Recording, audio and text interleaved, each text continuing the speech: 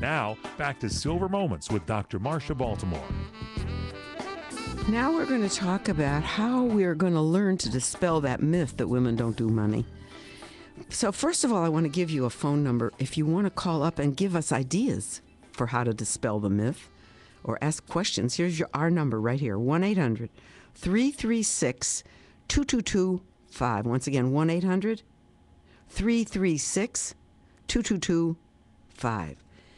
Now I want to talk about your beliefs from when you were a young person. And have you brought them with you? Some people think that daddy only made the money and mommy spent it.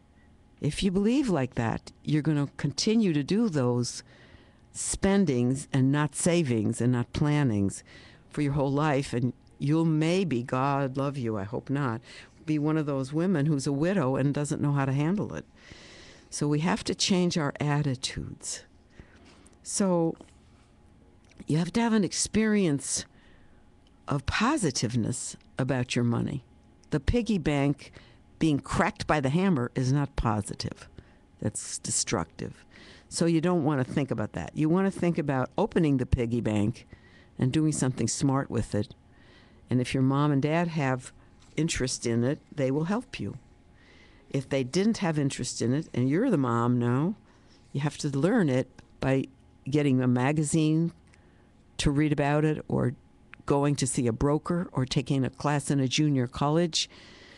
Or there's a program by Microsoft which will help you to put it into your own computer by managing it.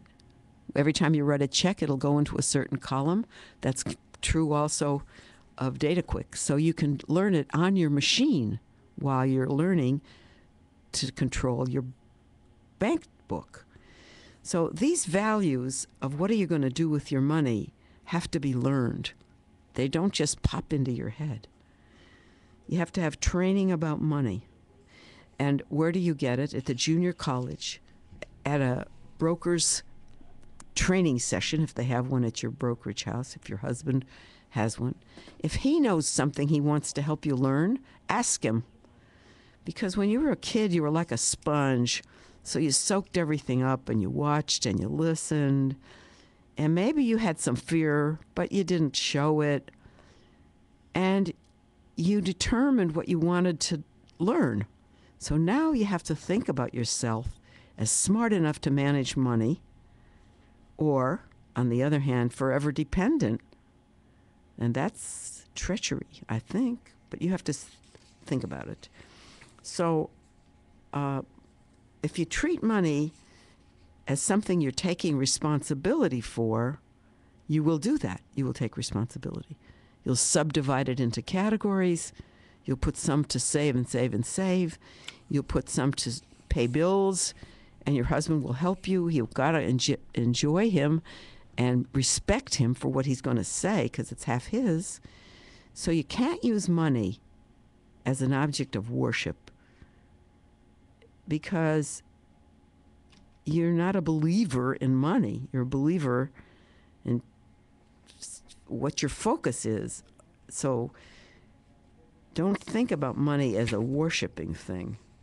Think about it as a life tool and as a mood changer. It is not a mood changer. It is a tool to help you change your mood, maybe. But you have to know why. It measures your husband's success and your success. So you have to think about that. Forget that money is evil. Forget that poverty is righteous. That's an old-fashioned idea. If you want to say that, you have to do it this way. Pick a piece of it to go into charity, 1%, and let your husband help you. If these are women listening to me, or if the guys are listening, let your wife help you. So what percent goes into charity is the giveaway money. And that's your righteousness. The rest is your necessity. Money is your tool. And it's not a neutral commodity. So you give some away. You keep some for a rainy day. Repay your debts. And don't spend anything that doesn't belong to you. And don't fall in love with your money. Fall in love with your husband or your wife, but not your money. Okay.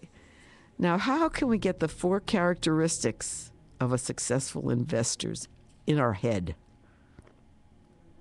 Successful investors have a plan, and they stick to that plan.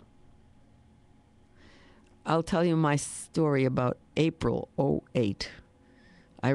My plan was to read 4 gurus from the internet, really smart guys who knew how to advise. And I bought those magazines that those fellows wrote. And I checked them every month, and when 4 of them said the same thing, I went to the broker and I did what the 4 of them said was the same thing to do. So one day in April, I walked into his office in '08, and I said, I want out of the market right now.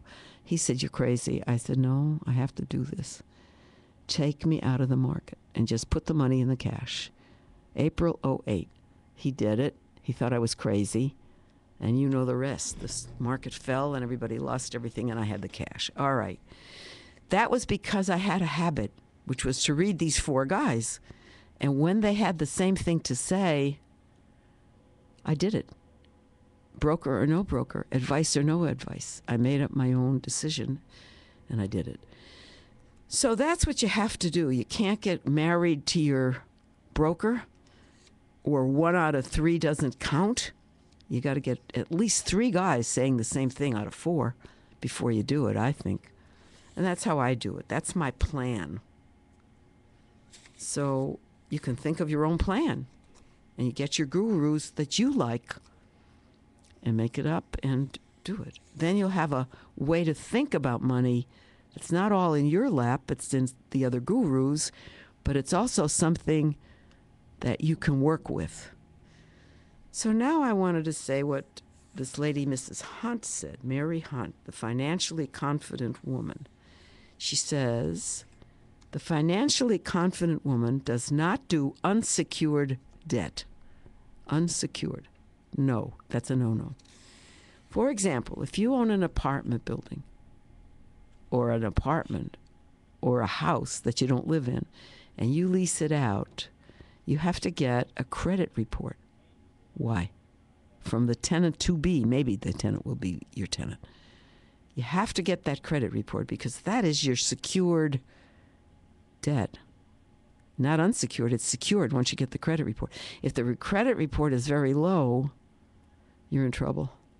This lady can walk away, this guy can walk away, and you're stuck with the empty condo and or empty apartment and all the debt going with it, and you can't get it back because the people are gone. So the secured credit is your ace in the hole there, and it is your debt that's secured. It's not dangerous anymore. At least you can go after it. I don't know. So I recommend you go to a class, because I'm not a financial expert. I just told you my little experiences. And if you get that kind of a take on it, you won't be throwing away money as unsecured debt. You want it secured. Okay, that's about it for the morning, and we'll talk some more.